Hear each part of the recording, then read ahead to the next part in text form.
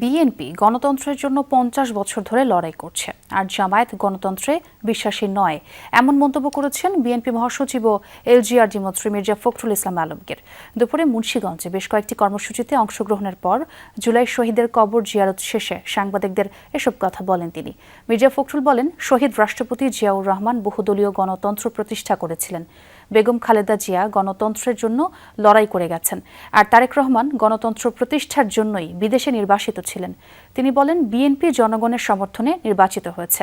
জামায়াত একটি regimented political party, তাই তারা গণতন্ত্র বিশ্বাস করে না বলেও মন্তব্য করেন ফখরুল। এ সময় মুন্সিগঞ্জ 3 আসনের সংসদ সদস্য সহ জেলা প্রশাসনের কর্মকর্তারা উপস্থিত ছিলেন। আমরাই একমাত্র দল যারা গণতন্ত্রের জন্য গত 50 বছর ধরে আমরা লড়াই করে আসছি, সংগ্রাম করেছি, প্রতিদিন প্রতি মুহূর্তে আমরা লড়াই করেছি। আমাদের নেতা তারেক রহমান সাহেব তিনি গণতন্ত্রের প্রতিষ্ঠার জন্য বিদেশে নির্বাসিত অবস্থায় ছিলেন এবং জনগণের সমর্থনে 2/3 ভোটে